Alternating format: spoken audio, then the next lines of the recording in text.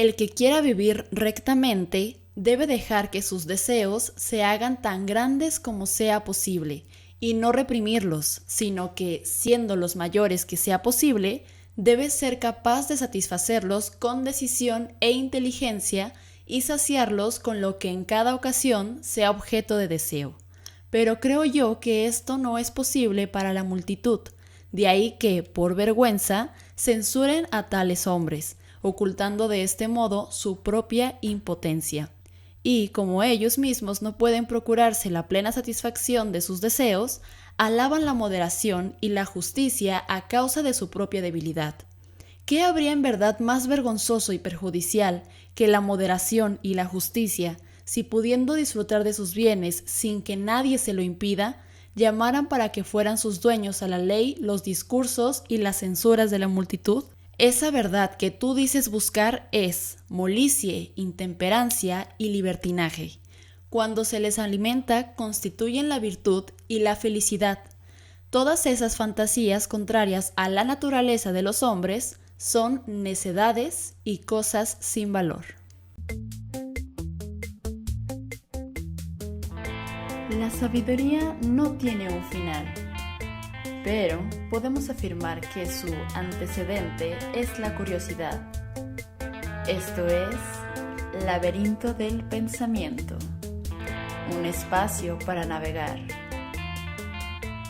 Conduce Cintia Santana.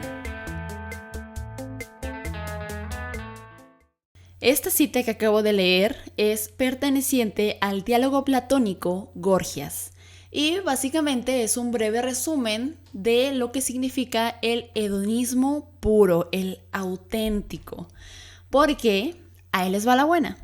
Por lo general tendemos a confundir la escuela cirenaica con el epicureísmo. ¿Por qué suelen confundirse estas dos escuelas? Porque ambas son consideradas hedonistas, aunque en un modo muy distinto. Pero primero vamos viendo qué es eso del hedonismo, ¿no? Es un término que aún en nuestros días seguimos escuchando mucho, ¿no creen? ¿Alguna vez les han dicho que son muy hedonistas? ¿O alguna vez ustedes le han dicho a alguien que es muy hedonista? Porque no me sorprendería que sí. Como siempre, ya saben, vamos a checar la definición gogleriana y la del diccionario filosófico de Abagnano para ver, pues, en qué se diferencian estas dos definiciones, ¿no? Según Google, el hedonismo es lo siguiente: doctrina ética que identifica el bien con el placer, especialmente con el placer sensorial e inmediato. Y hay una segunda definición. Ahí les va. Tendencia a la búsqueda del placer y el bienestar en todos los ámbitos de la vida. Atención aquí, placer y bienestar. O sea, el placer es algo positivo, ¿no? Eso entendemos. Es algo bueno, por eso de alguna forma surge como una doctrina ética. Al menos en el hedonismo, perdón. Pero además dice sensorial e inmediato. O sea, con lo que puedo tener contacto directo y en ese mismo momento. No en el pasado, no en el futuro, sino enfocado al presente, al ahorita ya, right now. Y ahora vamos a leer la definición según el diccionario de filosofía de Abagnano, a ver qué nos dice. Término que se aplica tanto a la búsqueda indiscriminada del placer como a la doctrina filosófica que considera al placer como el único bien posible y, por lo tanto, como el fundamento de la vida moral. Esta doctrina fue sostenida por una de las escuelas socráticas, la cirenaica, fundada por Aristipo y adoptada después por Epicuro, según el cual el placer es el principio y el fin de la vida beata. El hedonismo se distingue del utilitarismo del siglo XVIII porque éste pone el bien en el placer del máximo número posible de personas, o sea, en la utilidad social y no en el placer individual. Hasta ahí es la definición de Abagnano. Y fíjense, aquí ya contempla también la definición coloquial. Y aparte nos presenta esta línea cronológica de su trayecto, o sea, pasa de la escuela cirenaica al epicureísmo e incluso ya los utilitaristas como John Stuart Mill, como Bentham, también lo hacen parte de su teoría, ¿no? Pero bueno, en el utilitarismo por lo pronto no nos vamos a meter, únicamente en este programa nos vamos a enfocar en la escuela cirenaica y en el epicureísmo. Y pues bueno, vamos por pasos, ¿no? Primero hay que ver qué es lo que nos hace, qué es lo que nos dice el hedonismo más puro, ¿no? El original, el auténtico. ¿De dónde surge este hedonismo? ¿Cómo creen que se llama el creador de la escuela cirenaica, muchachos? Les doy un momento para que piensen. Su nombre era Aristipo de Cirene. O sea, como que sí se quebró la cabeza para pensar en un nombre, ¿no? No sé, igual yo cuando ponga mi escuelita, en algún tiempito, pues le voy a poner la escuela santanera, ¿no? Cintia Santana, pues la escuela santanera.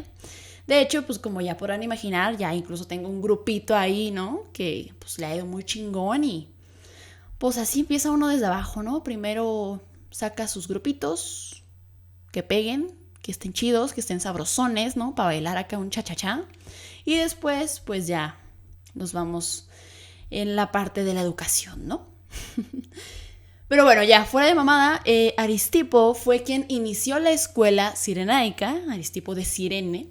Él es perteneciente al siglo 300 aproximadamente, siglo 400, perdón, aproximadamente, y fue a Atenas específicamente para ser discípulo de Sócrates. Además de que una vez que estuvo aprendiendo de las enseñanzas socráticas, fue el primero de los discípulos que se animó a cobrar a los atenienses por difundir sus conocimientos pues, de parte de su maestro, ¿no? Y con lo que cobraba, pues su intención era apoyar económicamente a Sócrates, pero pues Sócrates le dijo que no, gracias, incluso se disgustó de que no, ¿qué te pasa? O sea, eso yo no lo puedo aceptar, mi genio no lo puede aceptar. Entonces, pues, a Aristipo no le quedó otra que decir, pues bueno, pues yo si quiero mis papitas, pues me los chingo, ¿no? Ni modo, no quiso Sócrates, entonces, pues me los quedo yo. En fin, uno de los problemas con los cuales me topé al estar investigando sobre este filósofo fue que no hay textos directos de él. Entonces, todo lo que se sabe sobre él es por parte de críticos, de historiadores, o pues, teóricos de otras ramas, ¿no? Entonces, pues, textos tal cual de Aristipo no hay. Se dice que escribió muchos libros, incluso escribía como chistes, bromas, como que era cómico, se las daba del cómico.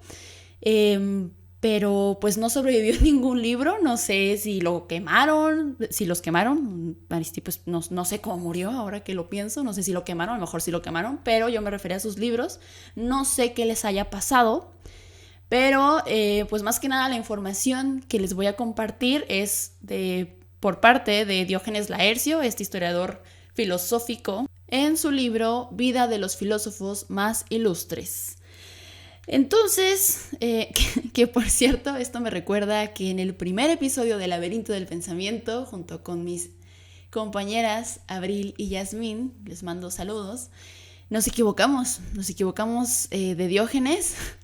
No sé por qué creíamos, bueno, no, sí sé por qué, pues yo no sabía la distinción entre Diógenes Laercio y Diógenes de Sinope, el perro, el cínico, y yo había dicho que Diógenes de Sinope era pues el historiador, ¿no? Entonces hay una disculpa, después de más de un año nos equivocamos, nunca lo hicimos público, pero pues fueron palabras que salieron de mi boca, entonces más bien yo me equivoqué, pero igual saludos a las muchachas. Bueno, en fin, me recordó esto, ahora ya sé la diferencia, o sea, yo también voy aprendiendo aquí con ustedes, muchachos, no crean que yo soy como que me las quiero dar de experta, no, yo también ando aprendiendo al paso de ustedes, ¿saben? Entonces, bueno, en fin, la mayoría de la información es de lo que sabemos sobre Aristipo de parte de Laercio. Entonces, pues fíjense, nos dicen sobre este filósofo que lo que buscaba era la felicidad como la unión de los placeres, los cuales solo pueden encontrar mediante los sentidos. De hecho, Timón, uno de los filósofos que también cita Diógenes Laercio en su libro, le dedicó unas palabras a Aristipo. Son las siguientes: cual la naturaleza de Aristipo, blanda y afeminada, que solo con el tacto conoce lo que es falso o verdadero. Por lo de afeminada, yo creo que se refiere como a lo frágil, lo sensible, ¿no? Todos estos conceptitos que rondan alrededor de la figura femenina, ¿no? Afeminado. Pero bueno, supongo que se refiere a eso. Entonces, pues se refería como a esta sensibilidad al afirmar que lo bueno y verdadero, por eso se dice que es una doctrina ética, es lo que causa placer al tacto. Entonces, la lógica, según yo, es así. Si el placer me causa bienestar, debe ser algo bueno. Entonces, yo quiero bienestar en mi vida. Quiero sentirme a gusto, placentero, quiero deleitarme, pues que para eso vine aquí, ¿no? A pasarla chingón. Ahora, ¿se acuerdan que en una de las definiciones goglerianas mencionaba la inmediatez? Que se refiere a que el placer únicamente está en el presente, en el ya, en el right now, in this moment. Entonces, no importa si te desenfrenas y llega a causar consecuencias futuro, porque en el presente no se siente, no se piensa, no se razona, simplemente se siente, o sea, se siente el placer, no se siente no estás consciente de las consecuencias futuras que va a traer ese placer de ese momento. Entonces, pues listo. O sea, por lo tanto, no hay placer malo. En el presente, pues nunca hay placer malo, porque si algo te hace sentir placer y el placer es algo bueno y verdadero, pues ¿dónde está la maldad ahí? ¿Dónde está lo dañino, no? Entonces, bueno, esta es como la lógica que yo encuentro en el pensamiento de Aristipo. Recordemos, muy importante, pues a lo mejor Aristipo no quiso decir eso, pero pues ya se le adjudicó toda esta teoría a él, pues que toda la información es de parte de personas terceras, ¿no? Aquí ya se me salió el gallito. Aquí ya acercándonos a moralismos y empatía, pues cae en el egoísmo, claramente. Porque únicamente estoy pensando en mí, en mi placer, en mi bienestar, en mi presente. Entonces, si tocas algo y no te produce placer, no es ni verdadero ni bueno. Pero si tocas algo y te produce placer, sí es verdadero y sí es bueno. Pues qué chingón estaría, ¿no? O sea, si la lógica de verdad así fuera, pues está fácil guiarnos de esa manera, ¿no? Seguramente hay personas que así viven, no me sorprendería. Sí, pensar en los demás, ahogados en su egoísmo, sin siquiera preguntarse cómo se sentirá esa persona en este momento que le estoy apretando, no sé, su pezón de una manera tan fuerte. Pero no, de hecho ni siquiera eso pasaría por su mente, porque no piensan en el otro, simplemente están estrujando ese pezoncito sin pensar que quizá estás dañando al otro, ¿no? Pero a ti te causa placer hacer eso, entonces no importa y es bueno y verdadero. Supongo que si lo ponemos con un ejemplo un tanto burdo, creo que pues ese podría funcionar, ¿no? Así que pues, en resumidas cuentas, ese es el hedonismo original, el hedonismo puro de la escuela cirenaica, el hedonismo aristípico, así le voy a decir. O sea, el hedonismo típico de Aristípico. Qué graciosa soy, ¿verdad? Jeje, lo sé. Ahora vamos con el hedonismo consciente, así me gusta llamarlo a mí, el hedonismo consciente. Para mí es el bonis porque pues, toma en consideración a los otros, ¿verdad? O sea, es más considerado. Fíjense, la neta, son dos visiones de un mismo concepto totalmente diferentes. Y eso está chido. A ver, Epicuro, ¿qué nos dice el epicureísmo? ¿Verdad? ¿Quién es Epicuro? Para empezar. No sé por qué dije primero Epicuro. ¿Quién es Epicuro? Epicuro de Samos es uno de los filósofos más destacados del periodo helenístico, el cual ahora sí inició por ahí del... exactamente en el 323 a.C., justo cuando se murió Alejandro Magno. Entonces, a ver, desde aquí, ¿no? Imagínense, hay que ponernos en el lugar, en el contexto de Epicuro, ¿no? De toda esa gente que estaba siendo gobernada por Alejandro Magno. Tenían a su monarca, tenían quien los gobernara, tenían sus creencias, supersticiones, tradiciones, miedos colectivos, etc.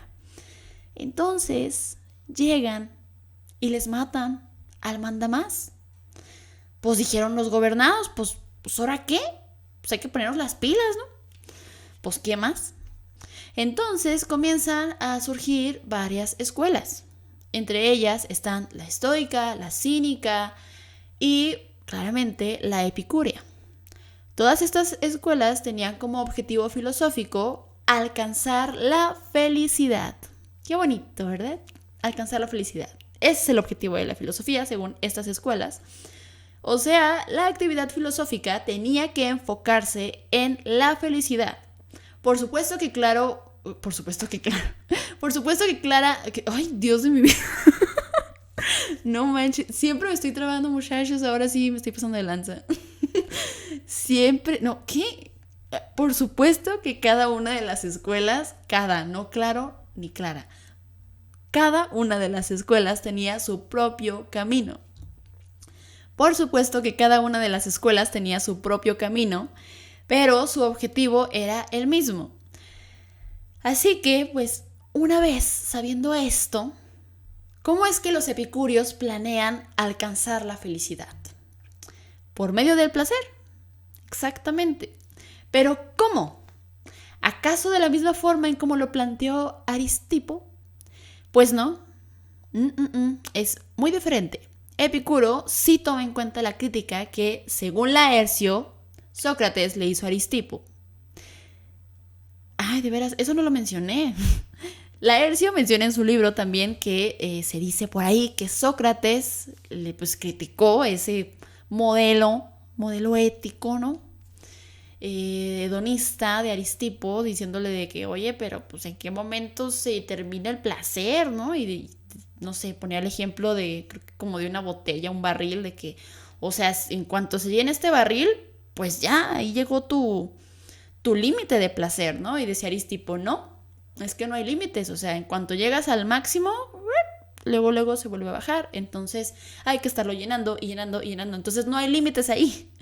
Entonces Sócrates es lo que le dice a Aristipo de, pues, ¿qué onda, no? ¿Dónde está la moderación ahí? Entonces, la moderación, muchachos, la moderación es el término que comienza también Epicuro a implementar en su modelo epicureísta, el hedonismo epicureísta.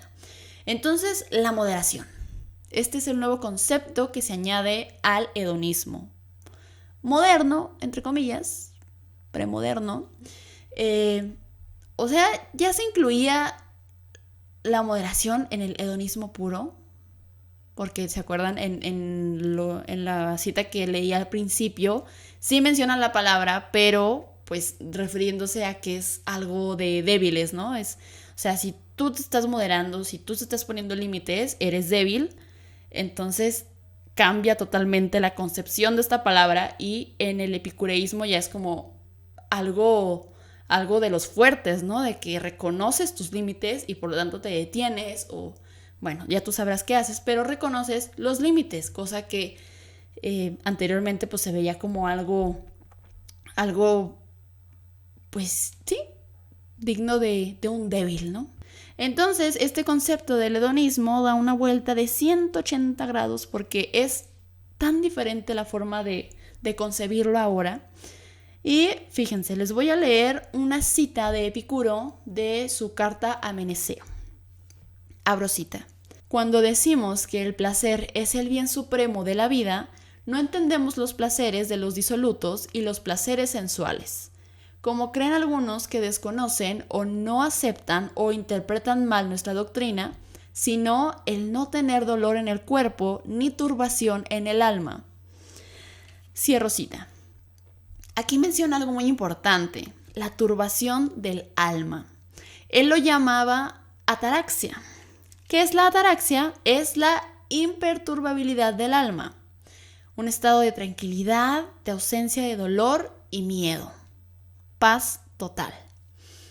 Llegar al estado de ataraxia es algo fundamental para alcanzar la felicidad en el epicureísmo. ¿Y cómo es que podemos llegar a este estado? Para ello, Epicuro redactó el tetrafármaco, que son las 4 reglas para alcanzar la imperturbabilidad del alma. Fuera miedo, amigos, ahí les va. Ahí les van las reglas de Epicuro para que se empoderen bien cañón. La primera es, no temas a los dioses. Muchas personas, sobre todo en aquel contexto, temían a los dioses, de que fueran a castigar a la sociedad, no sé, con alguna enfermedad o algún desastre natural. Entonces decía Epicuro, ¿para qué temer a los dioses? En caso de que existiera algún ser divino, porque Epicuro no era un fiel creyente de la divinidad, de las divinidades, pues, dijo, entonces, en caso de que exista algún dios por ahí, ¿no? No creo que tenga el interés de castigar a la humanidad en general. Y puso sobre la mesa la cuestión de, ¿qué les parece si mejor le otorgamos los desastres naturales a la naturaleza? O sea, no verlos como un castigo de los dioses, sino como un fenómeno, pues vaya, natural, por parte de la misma tierra en la cual pisamos, en la cual estamos viviendo. Todo esto, claro, también para que sus conciudadanos dejaran de hacer rituales y sacrificios hacia los dioses, lo cual era bastante común en aquel entonces. La segunda es no temas a la muerte. Para Epicuro, la muerte era la privación de los sentidos. Esto incluye dejar de sentir dolor. Y el placer para Epicuro es la ausencia de dolor. Y como él no creía en vidas post-mortem, o en el cielo, o en el infierno, o ese tipo de creencias, básicamente la muerte es nada. Y está bien. Porque al fin y al cabo vas a llegar al objetivo principal, que es dejar de sentir dolor. Y la ausencia de dolor es placer. Y el placer te lleva a la felicidad. Así que si te mueres, ya chingaste. Alcanzaste la felicidad porque dejaste la ausencia de dolor, el cual es el placer, y el placer te lleva a la felicidad. Entonces, si te moriste, pues felicidades, ya alcanzaste la felicidad. Creo que es la única forma de alcanzarla. En fin, el tercero es lo placentero o bueno es fácil de conseguir. Epicuro creía que las cosas buenas realmente eran fáciles de alcanzar. Cosas como agua, comida, techo, compañía, etc. Con esto se refiere a lo necesario para vivir una vida en paz. A la par que nos invita a dejar de lado todas aquellas cosas que sí pudieran también pues hacernos sentir placer, pero es ese placer banal, ¿saben? Con el cual podemos seguir viviendo en armonía. Perdón, sin el cual podemos seguir viviendo en armonía. Miren mi doble pensamiento que está pasando aquí. No, sí hay algunas cosas que también pueden ofrecernos mayor comodidad, mayor bienestar, mayor placer, pero no son indispensables. Entonces, todas estas cosas banales, en realidad superficiales, pues no las contemplaba Epicuro. Era como lo necesario para estar viviendo tranquilamente, a gusto, tu compañía, que te sientas feliz, y con eso. Y todo eso él decía que es fácil de conseguir. Entonces, también se oponía a estas cosas banales que les digo, porque muchas veces en el camino en el cual tienes que ir recorriendo, pues se sufre mucho, se sufre bastante. Entonces él dice, Si la cantidad de sufrimiento es mayor al placer que yo puedo encontrar en alguna comodidad, en alguna, ay, ¿cómo llamarlo? Pues vaya, necesidad, pues no es, bueno, necesidad entre comillas, no vale la pena. Entonces, si el sufrimiento es mayor al placer que voy a obtener, no vale la pena, mejor únicamente en lo necesario, o sea, lo que de verdad, que si no consumo agua me voy a morir, si no como me voy a morir. Entonces, aunque bueno, la muerte no está tan mal para Epicuro. Ya no lo entiendo. Pero eso era lo que decía. Entonces, vamos con la cuarta. El dolor es fácil de soportar. Epicuro creía que el dolor es pasajero y soportable. Así que, si nos encontramos en alguna situación que nos cause dolor o sufrimiento, hay que recordar que no será algo eterno, que solo durará un momento y después se irá, además de dejarnos un aprendizaje. Entonces, no hay por qué temer al dolor. Y así es como Epicuro nos empodera, muchachos. Entonces, las diferencias entre el hedonismo y el epicureísmo, el hedonismo perteneciente a la escuela cirenaica y el epicureísmo más bien, son muy grandes. Mientras a uno le vale verga la vida, al otro es todo lo contrario. El placer sin moderar versus el placer moderado. Entonces piensa, ¿qué es lo que realmente te hace feliz a ti? Vamos rápido con el reto semanal. Mali nos escribe y nos dice... bueno, no les dije qué fue lo que preguntamos. Literal fue, ¿qué entiendes por hedonismo? O sea, si te dicen hedonismo, ¿qué es lo que se te viene a la cabeza? Mali nos dice, placer. Punto final. Eso es todo, placer. O sea, literal como un sinónimo de placer, básicamente. Entonces, o sea, sí, pero no. O sea, el hedonismo pues es como la vía placentera para llegar a la felicidad, algo así yo lo entiendo. Entonces, pues, por ahí va, ¿no?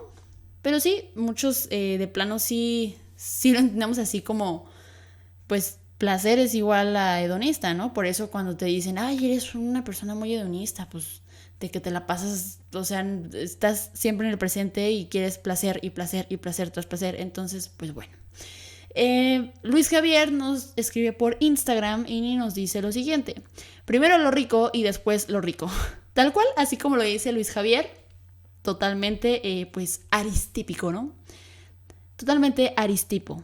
Entonces, pues, aunque por lo general, primero y después, no sé, porque va con lo temporal ahí. Recordemos que Aristipo decía que era únicamente en el presente.